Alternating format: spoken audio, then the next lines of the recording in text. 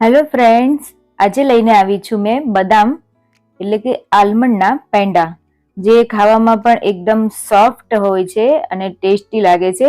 બહારના બજારના તમે પેંડા લાવો એ ભેળસેળવાળા હોય છે અથવા કેમિકલવાળા હોય છે, તો ઘરે જ તમે આટલા સોફ્ટ પેંડા બનાવી શકો છો. હવે આલમંડ ખાવાના ફાયદા કેટલા છે એ તમને બધાને ખબર જ છે, એટલે હું એ બધું કહીને વિડીયોને બહુ લાંબો નહીં કરું. તો અહીંયા આપણે અડધી વાટકી જેટલા બદામ લીધા છે અને બદામને આપણે થોડા ગરમ પાણીમાં પલાળી દેવાના છે. જો તમારી પાસે ટાઈમ હોય તો તમે રાતે જ પલાળી દો, તો પછી સવારે આ રીતે ફોતળા નીકળી જાય છે. અને મેં અહીંયા અડધો કલાક માટે બદામ પલાળી છે ગરમ પાણીમાં. તો હવે એને આપણે બધા ફોતળા કાઢી લેવાના છે. હવે મેં આ બધા જ બદામના ફોતરા કાઢી લીધા છે. તો હવે એને મિક્સર જારમાં એડ કરવાનું છે અને થોડું અમથું પાણી એટલે કે 2 ટેબલસ્પૂન જેટલું પાણી એડ કરીને આની આપણે પેસ્ટ બનાવી લેવાની છે. બદામની આ રીતે ફાઇન આપણે પેસ્ટ રેડી કરી લેવાની છે. તો ખાસ મિત્રો એક સ્ટેપને અહીંયા ફોલો કરવું ખૂબ જરૂરી છે, પણ અહીંયા ચાસણીની પણ બિલકુલ પણ ઝંઝટ નથી. એકદમ સરળ રીતે આ પેંડા બનીને રેડી થઈ જાય છે.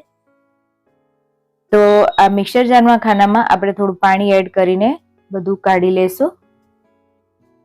અને તમે આ રેસીપી કઈ સિટીમાંથી જુઓ છો એ પણ મને કમેન્ટ બોક્સમાં જણાવજો. હવે એ માપ પ્રમાણે આપણે અડધી વાટકી જેટલી ખાંડ લેશું અને થોડું અહીંયા મેં કેસર ઘોળીને રાખ્યું હતું દૂધમાં, તો એ પણ થોડું એડ કરી દેશું અને હલાવી લેશું. હવે આ પેસ્ટને આપણે ખાંડ નાખી છે તો ખાંડ ઓગળે ત્યાં સુધી 15-20 મિનિટ જેટલું ઢાંકીને આપણે રહેવા દેવાનું છે. એને ચમચાના મદદથી આ રીતે થોડું હલાવશું તો આપણી ખાંડ પણ જલ્દી મેલ્ટ થઈ જશે અને ગેસ પણ આપણો ઓછો બળશે.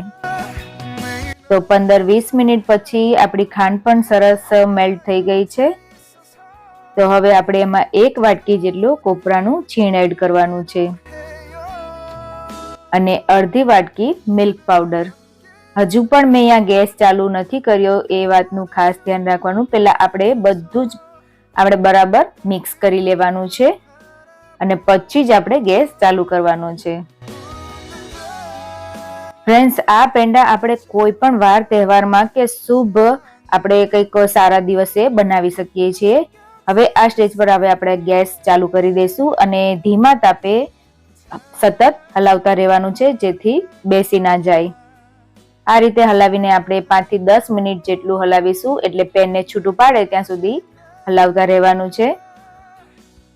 આ પેંડા કોઈ પણ ઝંઝટ વગર, ચાસણી વગર તમે 10 મિનિટમાં રેડી થઈ જાય એવા પેંડા છે. બહારથી ભેળસેળવાળા કે પછી કેમિકલવાળા પેંડા લાવવા એના કરતાથી આપણે હોમમેડ જ આ રીતે સરળ રીતે પેંડા બનાવીને રેડી કરી શકીએ છીએ. તો બાળકો માટે અને મોટા માટે પણ આ આલમંડના પેંડા છે એટલે ખૂબ જ હેલ્ધી છે. તો આમાં લાસ્ટમાં 5-10 મિનિટ થઈ જાય પછી આપણે 1 ચમચી જેટલું ઘી એડ કરવાનું છે. ઘીથી આપણા પેંડા શાઇનિંગ મારશે અને થોડા જામી જશે. હવે આ મિશ્રણ પેનથી પણ છૂટું પડવા લાગ્યું છે, તો આ સ્ટેજ પર આપણે ગેસને બંધ કરી દેશું. મિત્રો, આની પહેલા પણ મેં ઘણી બધી મીઠાઈની રેસીપી શેર કરી છે. કોપરાના લાડુ, પેંડા, જે તમે ચેનલમાં જઈને જોઈ શકો છો. અને જો આજના આ પેંડાની રેસીપી તમને ગમે તો એકવાર જરૂર બનાવજો અને આગળ આ લિંકને શેર કરજો. હવે આ પેંડા વાળવા માટે આપણે એને ઠંડુ કરીશું. એક ડીશમાં કાઢીને પોળું કરી લેશું, જેથી આ જલ્દી ઠંડુ થઈ જાય અને પછી જ આપણે આના પેંડા વાળવાના છે.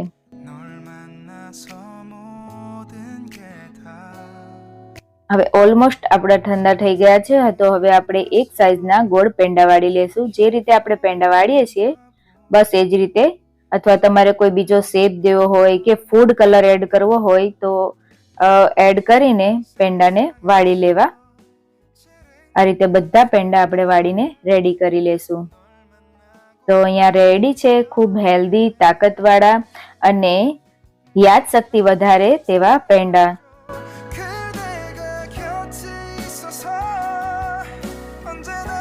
હવે બધા પેંડા આ રીતે વળી જાય એટલે ને બજાર જેવો લુક આપીશું. એના માટે આપણે શું કરીશું કે ડ્રાયફ્રૂટ એટલે કે આપણે બદામ કે પિસ્તા તેની બી તમે કતરણ કરીને આ રીતે ઉપર ડેકોરેશન કરીશું, જેથી એકદમ બજાર જેવો લુક આવે. પિસ્તા અને બદામનું આ રીતે ડેકોરેશન કરીશું.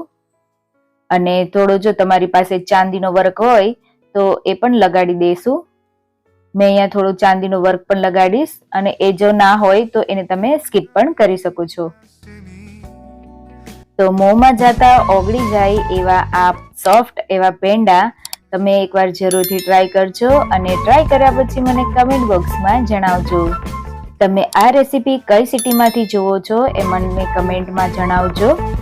આવી જ અવનવી રેસીપી જોવા માટે ચેનલને સબસ્ક્રાઇબ કરવાનું ભૂલતા નહીં.